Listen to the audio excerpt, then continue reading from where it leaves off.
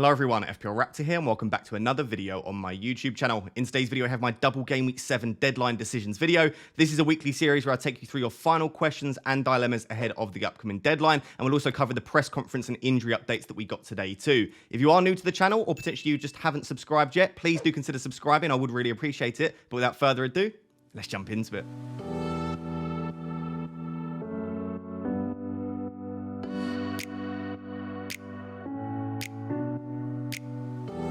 So guys, we're going to start today with the Newcastle injury updates and specifically the information around Sven Botman and Callum Wilson, because I know a lot of people are waiting on that information and I think it looks pretty positive. So the quote from Eddie Howe today was, we're going to see today, of course, Newcastle will train on Friday. So we're going to see today, Callum Wilson had a very minor hamstring tightness. So it wasn't an injury, it was just tightness. And he said, we'll give him every chance of being available. So this tells me that as long as Wilson gets through training fine on the Friday, which of course we don't know, then I think he will be involved on the weekend, and I think he'll probably play in Game Week 7. Now, whether he'll start or not, I, of course, don't know that information, but there looks like there's a good chance that he's involved at the very least. And then he went on to say, same with Sven Botman as well. We'll make a late check on him. So I think this is very positive information around Wilson and Botman, and I think Botman in particular, because he's a centre-back, and because it makes no sense to bring him off the bench to try and win a game, I think if Botman's fit, he'll probably start, and if he's not fit, I can't see him travelling with the squad, to be honest. And if he does travel with the squad,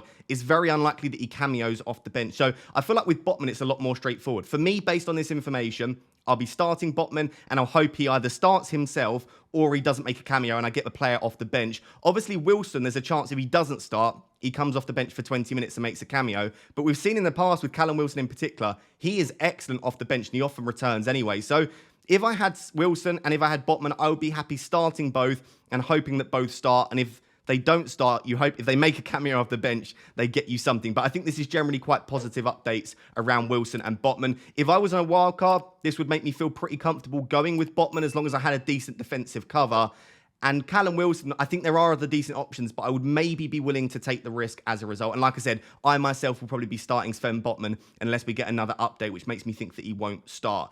He did also give us an update on Alexander Isak as well. He said he's another one we'll need to make a late check on. That's the cost of having 3 games in a week. It's usually the 3rd game where these things build up. So he didn't really give a specific update on Isak other than just saying along with Wilson and along with Botman, there will be a late check. So in general, it doesn't look like there are serious injuries to Wilson and Isak. And if you did want to take a punt on one or the other, you could maybe get away with it. But I just think there are other good options, as we'll discuss later on in the video, like Alvarez, like Darlin, like Højlund, like Morris you could go for this week, that maybe it's not worth the risk going for a Newcastle attacker when the information is still a little bit up in the air. The other information was just around Dan Burn. Apparently Dan Burn was ill, so you can see at the bottom, Dan Burn has had some illness, but we think he'll be okay. So I think Dan Burn in particular, in comparison to the other 3, will almost definitely play and be involved because it was only illness as opposed to an injury. Just in and around some of the other information we got, Harvey Barnes is out for at least 3 months, it sounds like, might not play for the remainder of 2023. And as a result, I do think that makes Anthony Gordon a fantastic option, as we've spoken about earlier on in this week, just because Harvey Barnes was the main rotation risk with Anthony Gordon. And I think as a result, Gordon should be getting some pretty good minutes. I know he's on 4 yellow cards, but I still feel like it may be a risk worth taking. So that's the information around Newcastle. Botman, Wilson, Isak will be assessed late on. Dan Burn should be fine. Barnes is out long term, which may mean that Gordon is a seriously good option. So guys, next up we have the Arsenal injury updates and specifically obviously the quotes we want around Bukayo Saka, because a lot of people own him. He's flagged. Do you take him out or do you try and keep him in for Game Week 7? So Arteta was vague as always, and to be honest, especially with Saka, we've had it so many times where Saka's been flagged, he's picked up a knock, Arteta's very vague in the press conference, and we're left thinking, is Saka going to start or not? And I'll be honest, 99% of the time, Saka starts, because he's so important, and we've seen now, for months, maybe even years, Saka can play through injuries and play through niggles to the point where if he is even semi-available or semi-fit, I do think Arteta will start him, and I know Arsenal are playing Man City soon, and you might say they don't want to risk him, but Arsenal need to not drop any more points.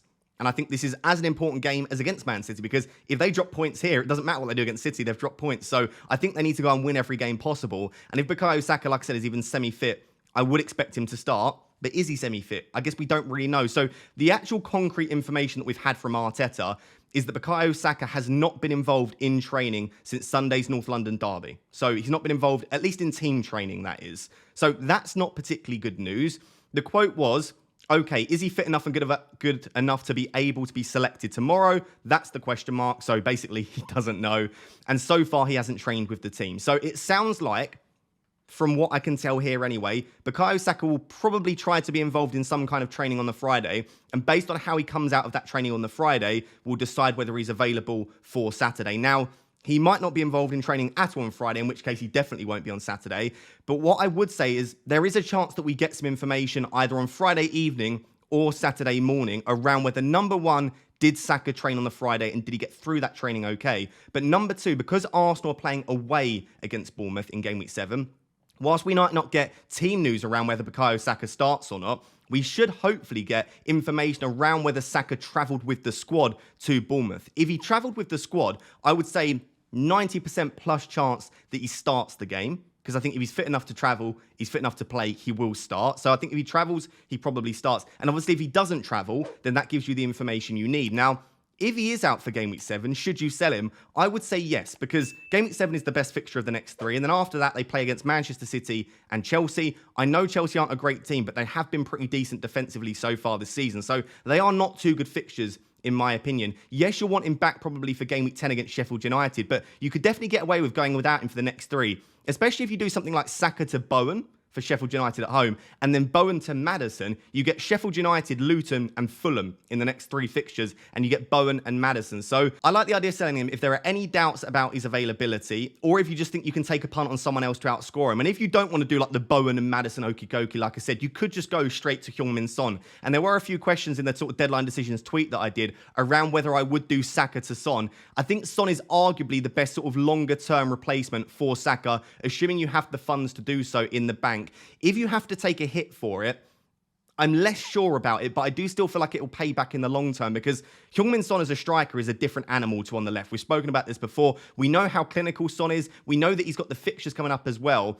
And I do think that he will be, if he continues at this rate, obviously close to essential alongside the likes of Salah and Haaland. And the other thing that I like about Son is in some weeks where Salah and Haaland don't have the best fixtures, I actually feel comfortable captaining Son. There aren't many players in FPL that you feel comfortable handing the armband to, but because he is such a prolific and clinical finisher, and because he has such a high ceiling, which we've seen in recent weeks, he can comfortably get above 15 points. Saka to Son does feel like a really nice transfer. So whilst I don't normally advocate taking hits, I feel like this is a time where if he's ruled out for Game Week 7, Saka, or if he is a major doubt, Saka to Son, even for a hit, could be something that pays back in the long term. I would just bear in mind that you probably would want to bring Saka back in soon. So just have a route back to Saka that doesn't involve then selling Son again, because I don't think you want to do the hokey cokey. I think you'd probably want to keep Son longer term. So that's the information that we have around Bukayo Saka. Unfortunately, nothing definitive, but hopefully that gives you a little bit of help in deciding what to do with him this week.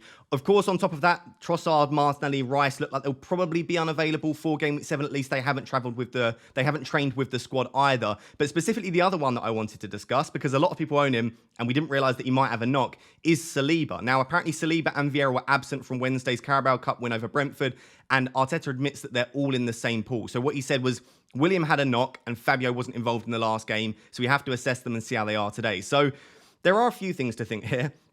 It could genuinely be that Saliba has a knock and he might not be involved, which creates an issue for a lot of us if you don't have the strongest bench. Maybe you also have a Chilwell and a Saka and a Botman who's a doubt, and all of these other players, then yeah, that could create an issue. Or you could look at it as he's just justifying why he didn't have Saliba with the squad for that game. He said he had a little knock, maybe playing a little bit of mind games as well. I doubt he needs to do that ahead of the Bournemouth game, but for some reason, I just don't have trust around what Arteta says, because he often says that a player isn't available or has a knock, and then all of a sudden they're starting. It's very rare that he says a player has a knock and they actually have that knock, or at least it keeps them out of the game. So I'm less concerned about Saliba, but as I said with Saka, because we will hopefully know anyway which players travel with Arsenal and the squad to Bournemouth, I think that makes it a little bit easier to just wait and see here.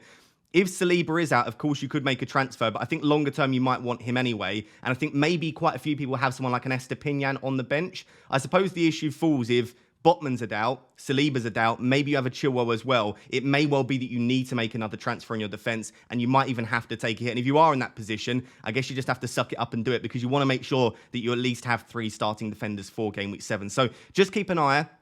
Let's have a look at what happens on Twitter. Let's have a look if we get a bit of an update around which players have travelled, and just keep an eye on Saka and Saliba. But for now, my prediction would be that both are probably going to be involved and probably going to start. I think Saka's slightly more of a doubt than Saliba for me at the moment, though. So, guys, this one is a lot more straightforward and doesn't require us to hypothesize and think what might be implied in all of these press conferences. Postecoglou is amazing as always and gives us a very definitive update. So Brennan Johnson will miss out this week. It's nothing too serious, but it's enough to keep him out. So Brennan Johnson hasn't been in training, and Maddison and Son have been in training. So in case you didn't see it, there have been rumours throughout the week that both Maddison and Son might have knocks, but apparently Maddison and Sonny both trained today, and he said we'll see how they are when they pull up. Both got through everything we needed to get them through. So looking very, very positive. I don't think there's much to break down here other than to say, let's just try to take Postecoglou at face value. Seems like the kind of manager that you can take at face value. Son and Maddison have both been in training. I would feel very comfortable buying both. I would feel very comfortable starting both. And again, if you haven't yet seen my wildcard video, which was released earlier today, do go and check that out. I would have both Son and Maddison on my wildcard because Spurs are creating a ridiculous number of chances. They're getting so many shots, and Son and Maddison are really starting to link up quite nicely, almost to the point it's starting to get vibes of what we saw from Son and Kane in the past, the link up between the two of them. Obviously, we saw that twice in the North London derby too. So really like Son and Maddison as picks. If you do have Saka, I think a move to either Son or Maddison is very, very nice. Just very briefly, because there was one question around it on the tweet that I put out.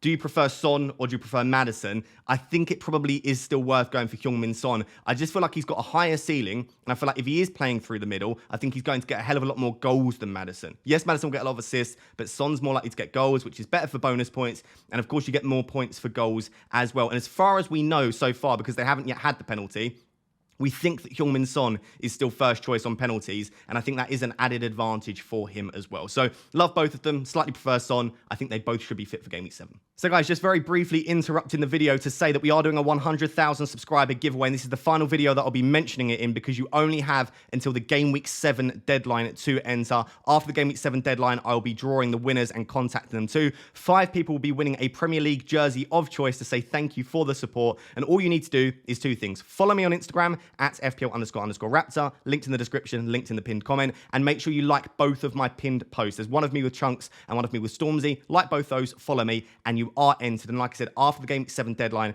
I'll be announcing the winner, and this is an international giveaway, so even if you're not in the UK, you can still follow these steps for a chance to win. So the next update is around Ben Chilwell, and this one isn't as positive as with Maddison and Son, and Ben Chilwell will be out for what looks like probably around a month. So Pochettino said the doctor told me it is a bad injury, but we need to assess it in the next few days. No time frame currently, although initial reports suggest at least a month on the sidelines. So Chilwell is out.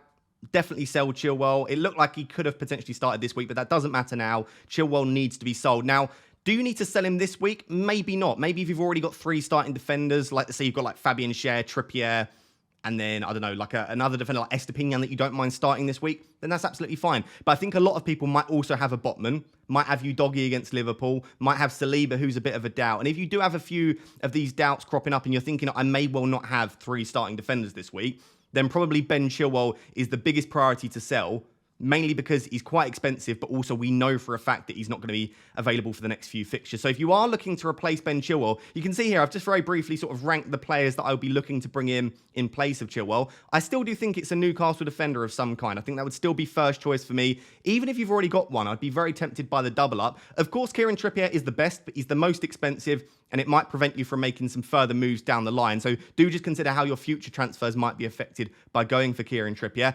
Fabian Schär is still a very decent option at 5. If Botman is fit for Game Week 7 and beyond that, I still feel like Botman offers the best value in that Newcastle defence. And you could even go for a Dan Burn if you wanted to, especially after grabbing a goal. But I feel like it is probably, I would say, when we're looking at value as well as what they offer sort of going forward, I would say it's probably Botman, Trippier, Schär, Dan Burn in that order. So it would probably be Botman or Trippier for me, depending on whether you want to spend that extra money and whether you want to take a risk on Sven Botman. If you're not going for a Newcastle defender, though, I actually think the West Ham defence could be really nice, especially if you don't already have Areola. I think Agurd, Sofao, Zuma, any of those, even Emerson looks like he's getting very, very good minutes at the moment. So look at the West Ham back 4 and pick the one that you want. But I think Zuma probably offers the most attacking threat at the moment, just because we know how good he is from set pieces, and we also know how good Ward-Prowse is from set pieces. And I just think with the fixtures they've got coming out, I could see, especially the fact that they're playing against some weaker defences from set pieces, I could very easily see a Ward-Prowse assist and a Zuma attacking return. So I think for me, Zuma would be first choice.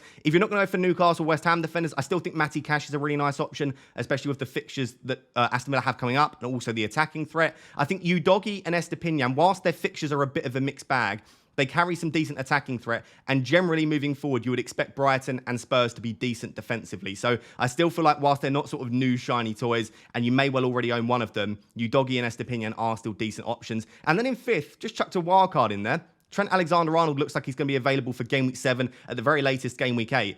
And yes, he's very, very expensive. But if you have some money in the bank and you don't see yourself going for the likes of a Salah and you feel like you have that money to spare, Trent is still a very, very attacking option. And on top of that, Liverpool have improved defensively so far this season, and their nice fixtures are still to come. So whilst they're not the best defence in the league, whilst we're not talking about the defence from sort of 3 or 4 years ago, they are still a decent enough defence. Trent carries ridiculous attacking threat. He would be a massive differential. So if you want to go there, I don't necessarily hate it. But for me, it's probably a Newcastle West Ham defender, Matty Cash, or one of you, Udogie or Estepinian.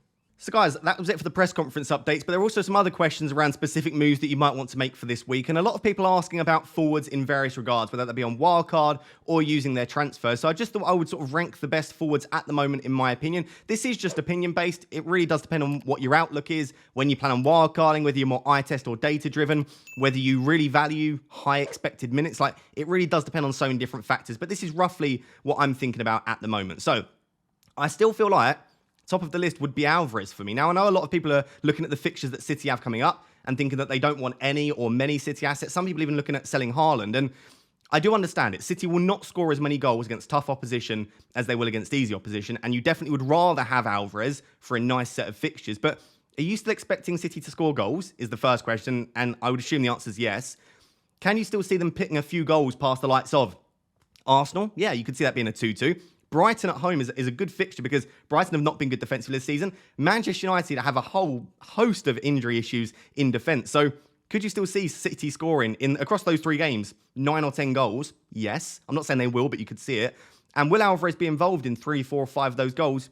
You would probably expect so based on what we've seen this season. So I still really like holding Alvarez. And I still feel like whilst his expected minutes are fairly high, he offers a really cheap route into the Man City attack alongside Erling Haaland. So for me, regardless of the fact that the fixture is going to start getting trickier now, I still really like Alvarez as an option, at least until his minutes start to drop a little bit. Speaking of sort of minutes issues, I still feel like I would put Darwin number 2.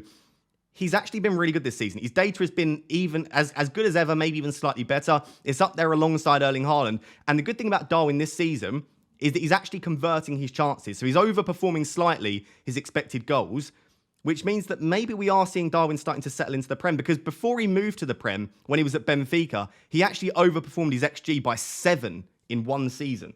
I think he got something like 24 goals from 17 XG. So we've seen in the past that Darwin can be a good finisher.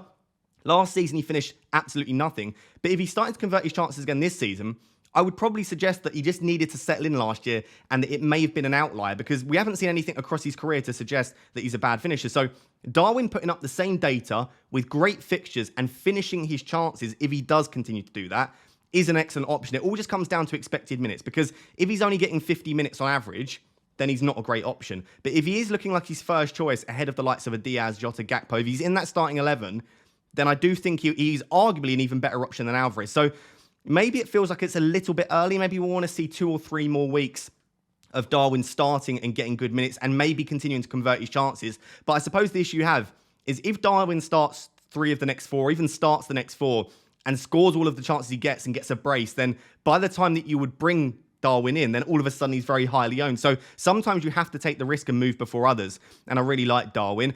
Wilson, we've spoken about already. Bit of a slight injury doubt, I suppose, for game week 7. Also is a minutes risk, assuming that Isak is fit.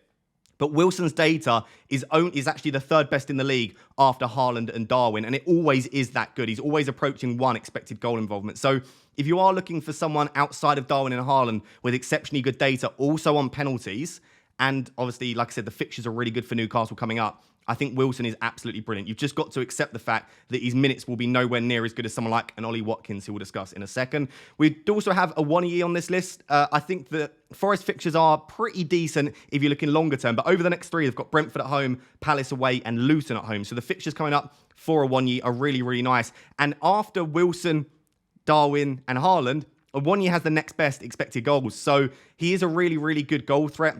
He will continue to get chances. His minutes look pretty secure at the moment as well. So I feel like he's probably going slightly under the radar just due to the tricky fixtures that Forest had at the start of the season. But with this run that they've got coming up, and specifically Luton in game week 9, I think he is an excellent option. You've then got Ollie Watkins, who...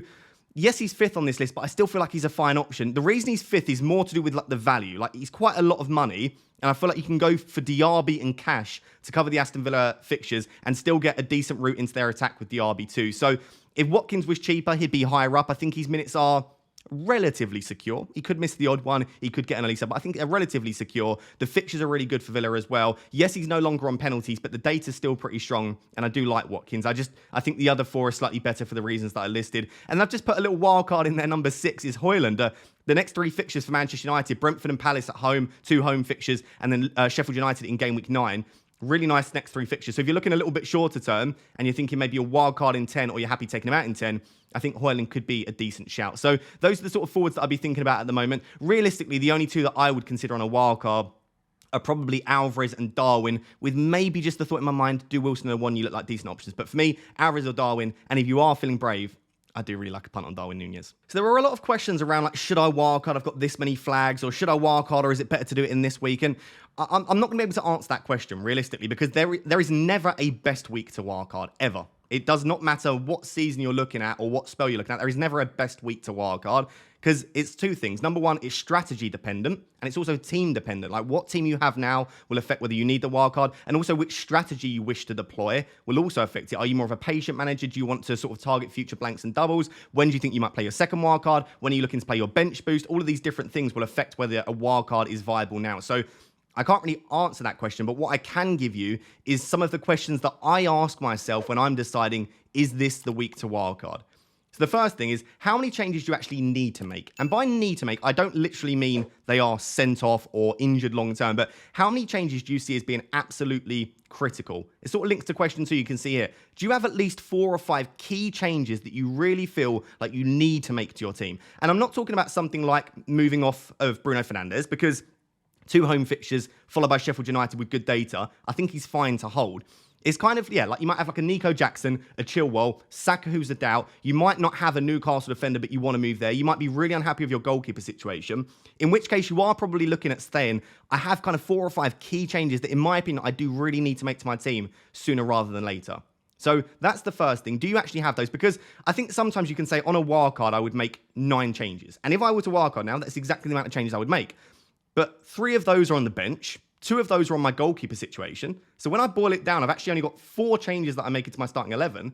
And then when I look at those 4 changes, 1 or 2 of them I could probably wait and I don't necessarily need to make. So then I think, well, of course I don't need to wildcard in that situation. So these are the things that you need to think about. Question 3 follows on from that. So let's say that you do feel like there are changes you need to make. Would a -4 or a -8 sort out your team? Would it allow you to delay the wildcard? Because I know a hit is never nice to make, but if you can sort out your team with a -8, save the wildcard. A wildcard is so much more valuable than 8 points. Because if you're wildcarding rather than taking a hit, you are saying that you value your wildcard at 8 points, which it just isn't. It's more like a 16 or 20 point minimum chip. So I feel like if you can sort out your team with a -4 or -8, you delay the wildcard, you don't use it, in my opinion. That's how I normally view it.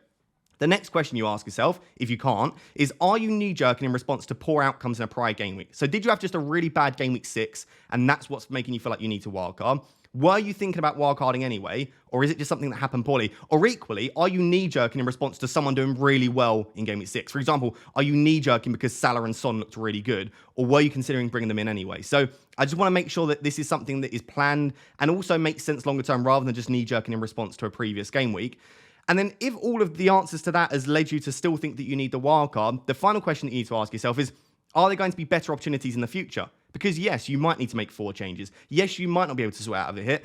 And yes, you may not well be knee-jerking in response to the previous game week. But is game week 9 better for your team to wildcard? Can you get away with the next couple of weeks just making a couple of transfers, maybe targeting a few short-term punts, and then would your team and wildcard look much better in game week 9? Would it put you at a much better advantage for game week 9 and beyond if you were to hold it? So again, I can't answer for your specific situation, but these are some of the things that go through my head when I'm deciding. And like for this week, for example, I did briefly consider wildcard. How many changes do I need to make? 2 or 3? Are they key changes? They may well be. Like, I'd like to remove Sterling. I'd like to get Salah in, but do I need to remove Sterling, Bruno, and Rashford this week? Maybe not. Would a -4 or -8 sort out my team if I was forced to? Yes, like I don't even need to take the hit, but that would sort me well and truly out because I only have, like I said, 2 or 3 changes I need to make. Am I knee-jerking? Slightly, because I'm ranked at 2 million. And are there better opportunities in the future? I genuinely think that a Game Week 10 wildcard for my team would put me in a better position from Game Week 7 to Game Week 19. I feel like over this spell, using transfers now and wildcarding in 10 would put me in a better position. So hopefully that has helped you decide. I would love to know down below in the comments, are you looking to wildcard? And if you are, earlier today I released a wildcard video where I went through my favourite sort of 15 players for a wildcard. So hopefully that'll be able to help you. So guys, there you have it. Those are my final thoughts around Game Week 7 and also summarising some of the press conference information that we've had. If today's video has been helpful, please do consider subscribing and making sure to like the video as well. It really does support me. Until next time, which will of course be the deadline stream tomorrow morning. Thank you very much for watching. Cheers. Bye-bye.